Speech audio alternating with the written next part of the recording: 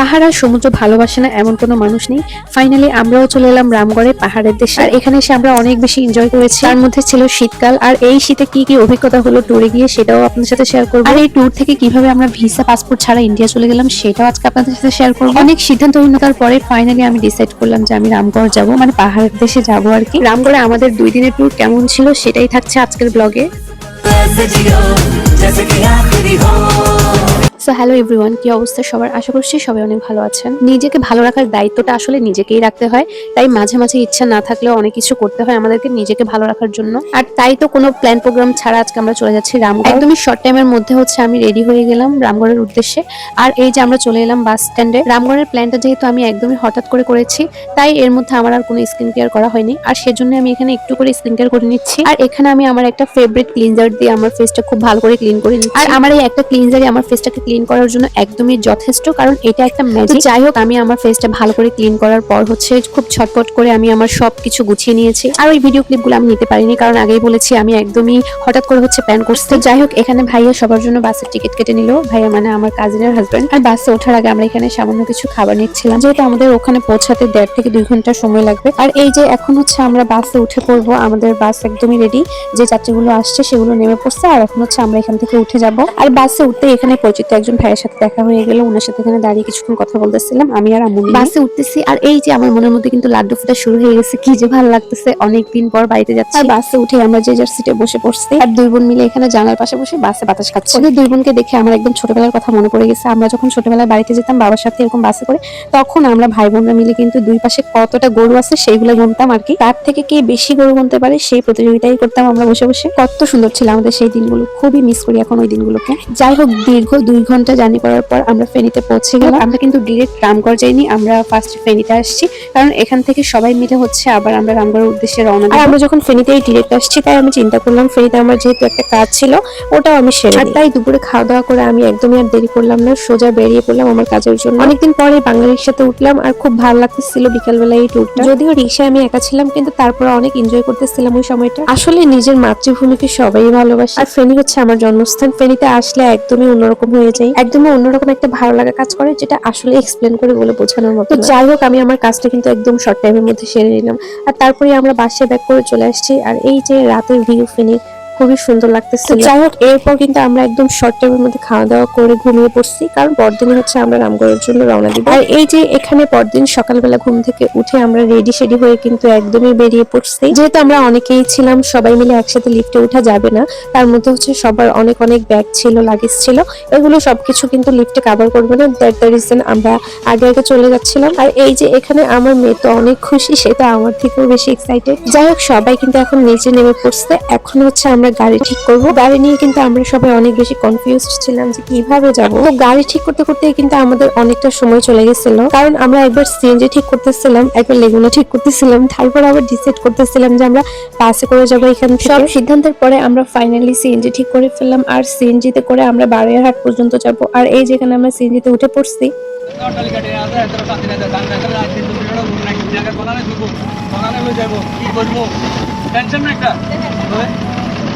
মোটা অঙ্গে বুঝবাইয়া এদের কথা কি খামো না খাই গল্প চাই না বা চাই না কেন যে মোর রাখেন ওটা বাইলিয়ে রাখেন চিন্তা ভাবনা করি আমি সহজে চাইনি আর না তাই তো সিএনজি করে যেতে যেতে সিএনজি ওয়ালা মামার কিছু গুরুত্বপূর্ণ বক্তব্য শুনে নিলাম।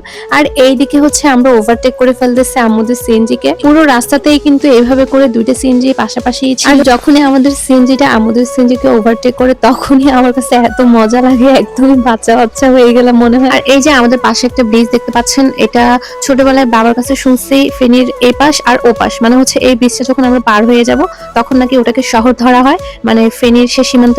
এটা আসলে কতটুকু সত্য সেটা কিন্তু আমি জানি না। যাই হোক, আমরা কিন্তু বারোয়ারহাট চলে আসছি। এখন এখান থেকে আমরা আবার সিএনজি চেঞ্জ করব, কিন্তু তার আগে আমার মনে পড়ে গেছে আমি তো বাবুর জন্য প্যাম্পাস একদমই নিইনি।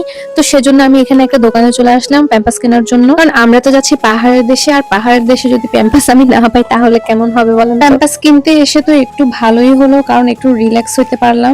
অনেক লং টাইম জার্নি করছি আমরা, সিএনজিতে বসে বসে একদম বোর হয়ে গেছি, সাথে কোমরটা একদমই ধরে গেছে। ঘরে বসে থাকতে থাকতে তো একদম বোরিং লাইফ হয়ে গেছিল। আর এই যে এখন একটা লং ট্যুরে আসলাম, একদম নিজেকে মুক্ত পাখির মতো মনে হচ্ছে। কিন্তু যতই বাহিরে আসি না কেন, বাচ্চার মা হয়ে যাওয়ার পরে কিন্তু লাইফে একটা রেস্ট্রিকশন থাকে। আর এই 2 দিনের ট্যুরে আমি আরো ভালো করে বুঝলাম যে সত্যিই মেয়েদের কোনো ছুটি নেই। এই ভিডিওটা দেখে অনেকেই মনে করতে পারেন আমি সারাদিন শুধু ভিডিও করছি, ফটোশুট করছি, আসলে কিন্তু এরকম একদমই হয়নি। এই 2 দিনেও কিন্তু এখানে এসে সকালবেলা ঘুম থেকে উঠে আমার বাচ্চাদের যাবতীয় সবকিছু আমি ঠিকঠাক ভাবে করছি। মানে ওদের ফ্রেশ হওয়া থেকে শুরু করে নাস্তা করে সবকিছু রেডি শেডি করে দেন হচ্ছে আমি অনেক বেশি ঘোরাফেরা করছি, ফটোশুট করছি, ভিডিও করছি। আসলে মায়েদের এটা একটা আলাদা চাকরি, একদমই ছুটি নেই এই চাকরিতে। আর আমরা চাইলেও না কখনো এই চাকরিটা থেকে অবসর নিতে পারি না। আর পুরোপুরি দায়িত্ব নিয়েই কিন্তু এই চাকরিটা করতে হয় আমাদেরকে। আর এত কিছু করার পরও, এত নিখুঁত ভাবে চাকরি করার পরও কিছু মানুষ এসে বলবে বাচ্চার যত্ন নাও না কেন, বাচ্চা তো অনেক শুকাই গেছে।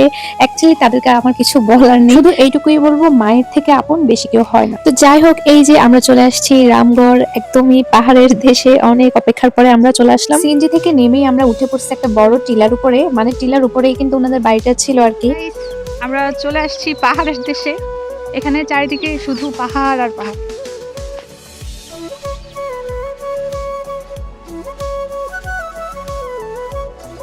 টিলার উপরে উঠতেই একদমই অবাক হয়ে গেলাম। মানে হচ্ছে এখানে অনেক মানুষ বসবাস করে, মানে এখানে অনেক অনেক ঘর আছে আর কি। এই ঘরটাও কিন্তু মূলত অনেক উঁচু একটা টিলার উপরে করা ছিল। আর ঘরের পেছনে কিন্তু অনেক বড় বড় পাহাড়ও আছে। আর এত বড় বড় পাহাড় দেখে কি ঘরে বসে থাকা যায় বলেন তো?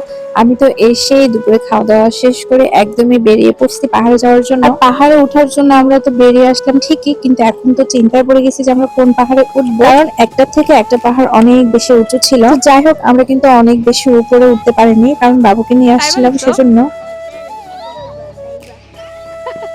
আর সেজন্য প্ল্যান করলাম ওকে রেখে তারপরে হচ্ছে আমরা উঁচু পাহাড়ে চলে আসবো। আর এই যে এখানে আমরা চলে আসছি একদমই উঁচু একটা পাহাড়। যত উপরে উঠতেছিলাম ততই বেশি মনে হচ্ছে যে একদম গভীর জঙ্গলের মধ্যে আমরা হারিয়ে যাচ্ছি। কিন্তু একদমই উঠতে উঠতে আমরা যখন মিডল পোর্শনে চলে গেলাম তখন মনে হচ্ছে না, জায়গাটা বেশ সুন্দর। কিন্তু যতই সুন্দর হোক না কেন, আমি একটা জিনিসই চিন্তা করতেছিলাম, এখানে যে এত এত মানুষ বসবাস করে এরা কিভাবে থাকে ভাই। আমরা যারা শহরে থাকি এত এত ফ্যাসিলিটিস পাই, কিন্তু এই পাহাড়িদের জীবনযাপন একদমই অন্যরকম, যেটা একদমই সরাসরি আমরা দেখলাম। যাই হোক, এখানে আমরা অনেকগুলো আমলকি পেরে নিলাম আর এগুলো বাচ্চাদের জন্য নিয়ে আসছি। পাহাড় থেকে নেমেই এগুলো বাচ্চাদেরকে আমরা দিয়ে দিচ্ছিলাম। এই যে সবাই জানলা দিয়ে হাত দিয়ে দিয়ে নিয়ে নিচ্ছিল এগুলো সব। যাই হোক, এখানে একটা ইম্পর্টেন্ট কথা বলে রাখি, এই শীতে আপনারা যারা ট্যুরে যাবেন, বিশেষ করে ছোট বাচ্চা নিয়ে, তারা অবশ্যই সাথে করে বাচ্চার কম্বল ক্যারি করবেন। তা না হলে হয় কি, আমরা যখন একসাথে অনেক মানুষ একটা ট্যুর দিব, সেখানে আসলে আমাদের জন্য সবকিছু অ্যারেঞ্জ করা তাদের পক্ষে সম্ভব হয়ে ওঠে না, যাদের বাসায় আমরা যাবো। আমি যেহেতু 2টা বাচ্চা নিয়ে গেছি, মোটামুটি আমি অনেক কিছুই নিয়েছিলাম। এই যেমন বাচ্চার লোশন, তেল, বাচ্চার জন্য একটা টাওয়েল, বড়দের জন্য একটা টাওয়েল, আমাদের নিজেদের টুথপেস্ট, টুথব্রাশ, সবকিছুই। এগুলো আসলে আমরা এক জায়গায় বেড়াতে যাব, ওখানে যে পাবো কিংবা আমাদেরকে অ্যারেঞ্জ করে দিতে পারবে ওই আশাটা আসলে করা যায় না, তাই এইসব নিয়ে গেলেই বেটার। আর মনে করে করে সবকিছু নিলেও আমি বাচ্চার কম্বলটা নিতে ভুলে গেছিলাম। আর এটার জন্য মোটামুটি আমাকে একটু প্যারা খাইতে হয়েছে, যদিও আমাদের কম্বল নিয়ে কোনো অসুবিধা হয়নি। আর যেহেতু আমার একটা অভিজ্ঞতা হয়েছে এটা নিয়ে, তাই আপনাদের সাথে এটা আমি শেয়ার করলাম। যাই হোক, এখানে তো আমরা পুরো পাহাড় পর্বত সবকিছুই ঘুরে ফেলছি। আর ছেলেরা হচ্ছে ওইদিকে বাজারে চলে গেছে শপিং করার জন্য। শপিং মানে হচ্ছে পিকনিকের জন্য যা যা প্রয়োজন সবকিছুই নিয়ে আসছে। আর হচ্ছে বাচ্চাদের খেলার আয়োজন করা হয়েছিল, ওদের জন্য কিছু টুকিটাকি গিফটের আয়োজন করছে, ওগুলো নিয়ে আসছে সব বাজার থেকে। আরগুলো কই? খেলনা না? আচ্ছা, কত কি জিনিসের শেষ আছে না? বাচ্চাদের জন্য। হ্যাঁ, আর এই যে পাহাড় থেকে এখানে একদম ফ্রেশ ফ্রেশ তেজপাতা নিয়ে আসছে আর এগুলো রোদে শুকাইতে দিচ্ছে। আর এইখানে তো মহিলারা সবাই বাজার নিয়ে বসে গেছে। আর অন্যদিকে আমাদের হ্যান্ডসাম সব কাঠুরিয়ারা কাঠ কাটতেছিল, মানে এগুলো ছোট ছোট করে নিচ্ছিল চুলা দেওয়ার জন্য। আসলে যার যে কাজ সেটা তার কাছেই সহজ, না হলে প্রত্যেকটা কাজে কিন্তু কঠিন, যেটা ওনারা কাঠ কাটতে গিয়ে একদম খুব ভালো করে বুঝতে পারছে। কারণ সবকিছুরই একটা সিস্টেম থাকে, ওই সিস্টেম ওয়াইজে হচ্ছে কাজটা করতে হয়। এইদিকে কাঠ কাটতে কাটতে লাস্টের দিকে কুড়ালটাই একদম ভেঙে ফেলছে। যাই হোক, ছেলেরা তো এখানে ওদের কাজ সেরে ফেলতেছে, অন্যদিকে মেয়েরাও কিন্তু ওদের কাজ শুরু করে দিচ্ছে। এখানে ওরা সবাই মিলে একসাথে কান্নাকাটি করছিল, মানে হচ্ছে একসাথে সবাই পেঁয়াজ চলতেছিল। মেয়েরা সবাই মিলে এইদিকে সব রান্নার কাজ গুছিয়ে দিচ্ছে আর ওইদিকে ছেলেরা কিন্তু চুলাটাও বসিয়ে নিচ্ছিল। এই চুলাগুলোর আগুন প্রপারলি ধরাইতে পারা যে কত কষ্ট, অনেকক্ষণ চেষ্টা করার পরে হচ্ছে তারা প্রপারলি আগুনটা ধরাইতে পারছে। তো এইদিকে ছেলেরা রান্না বান্না নিয়ে কিন্তু খুব ব্যস্ত। আর এর ফাঁকেই হচ্ছে আমরা মজার মজার রসের পায়েস খেয়ে ফেললাম, একদমই ফ্রেশ ফ্রেশ রসের পায়েস। এটা যে খেতে কত মজা, না খেলে কিন্তু বলে বোঝানো যাবে না। পাহাড়ে গিয়ে তো পাহাড়ের সকল ধরনের মজা আমরা একেবারে লুফে নিলাম।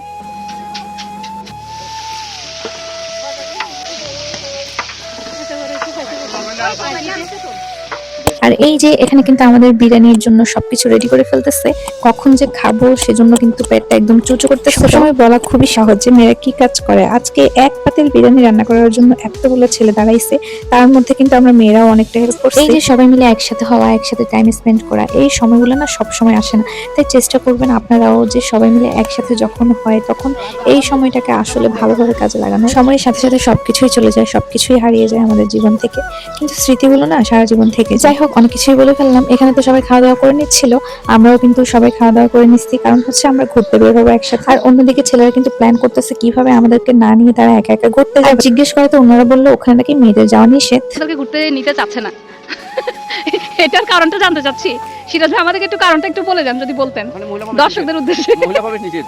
মহিলা প্রবেশ নিষেধ। হ্যাঁ, শিশু আবাল বা বৃদ্ধা মহিলা এদের প্রবেশ নিষেধ। হাসানি আপনারা ইয়াং যায় কিনবেন হিয়ানে। কারণ মানে পরিচয় লাগে এতটা।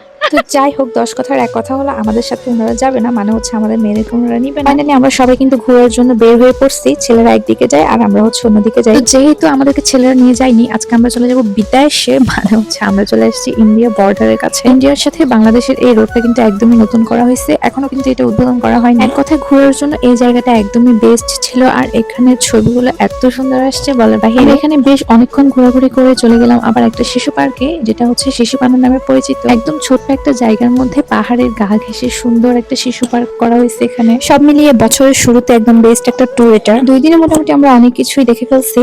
তো যেই দিন আমরা চলে আসবো সেই দিন আমরা আবারও চলে গেলাম অনেক বড় একটা পাহাড়ে, অনেক উঁচুতে। আর এই পাহাড়টার উপর থেকে কিন্তু অনেক সুন্দর সুন্দর ভিউ দেখা যায়। পাহাড় দেখতে যেমন সুন্দর, পাহাড়ে উঠতে ঠিক ততটাই কষ্ট। কিন্তু কষ্ট হলেও পাহাড় দেখতে আসছি, পাহাড়ের দেশে আসছি, পাহাড় না দেখলে কি হয়। পাহাড়ের এত উঁচুতে উঠেও দেখলাম এখানে অনেক মানুষ বসবাস করে।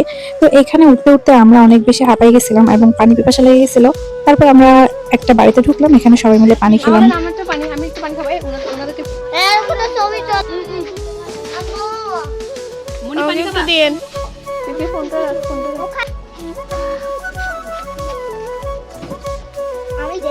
আম লিচুর দিনে যদি এখানে আমরা যাই, ওরা কিন্তু আমাদেরকে অনেক আপ্যায়ন করতে পারবে আমার লিচু দিয়ে। মানে এখানে পুরো লিচু বাগান, আম কাঁঠালের বাগান, সবকিছুতেই ভরা। আর এই যে এখানে একজন পাহাড়ি কি সুন্দর করে তার ঘরটা লেপতেছিল, আমরা দাঁড়িয়ে থেকে অনেকক্ষণ দেখলাম।